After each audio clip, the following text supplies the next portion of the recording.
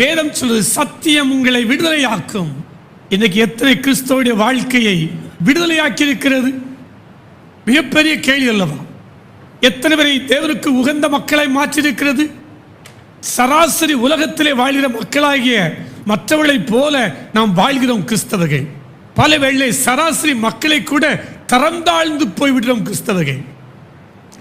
இந்த வேத வார்த்தை என் வாழ்க்கையை நான் மாற்றவில்லை என்றால், நான் தேவனுக்கு முன்பாக வாசித்து சராசரி மனிதனை காட்டிலும் மேலே போகவில்லை என்றால், இந்த வார்த்தையை நான் வாசித்து என்ன பிரயோஜனம்? இந்த வார்த்தை என் வாழ்வை மாற்ற வேண்டும். சராசரி மனிதனை காட்டிலும் நல்வழிப்படுத்துவதற்கு தான் வசனம்.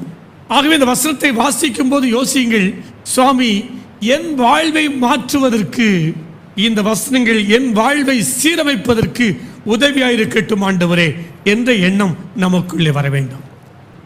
நாம மாத்திரம் கர்த்தருடைய வார்த்தையை வாசித்தால் போதாது, கடவுளுடைய வார்த்தை நம் வாழ்க்கையை வாசிக்க வேண்டும். இதுக்கு பல மணி நேரம் பைபிளோடு இருக்கிறோம், வசனத்தை வாசிக்கிட்டே இருக்கிறோம். எப்போ பார்த்தாலும் திருமறை போட்டிக்காக கூட நிறைய வசனத்தை வாசிக்கிட்டே இருக்கோம். ஆனால் அந்த வசனங்கள் எல்லாம் உள்ளத்துக்குள்ளே போக வேண்டும். மூளைக்குள் போனால் போகிறது, இதயத்துக்குள்ளே போக வேண்டும். இன்னைக்கு நான் யோசித்து பார்ப்பேன், வசனமெல்லாம் வாசிப்பதற்கு மக்கள் எல்லாம் ஆசையாக இருக்கிறார்கள், போட்டு என்ன செய்கிறாங்க.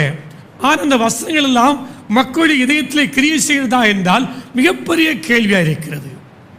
வேதத்தை மணிக்கணக்காக வாசிக்கிறோம், ஆனால் வேதம் ஒரு நாளும் என் வாழ்வை வாசிப்பதில்லை, என் வாழ்வை சீர்படுத்திக் கொள்வதற்காக இடம் கொடுப்பதில்லை.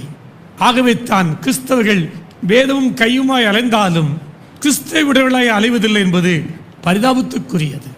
இந்த வேத வசனம் நம்முடைய வாழ்க்கையை மாற்ற வேண்டும். கர்த்தருடைய வார்த்தை எப்படி இருக்குது?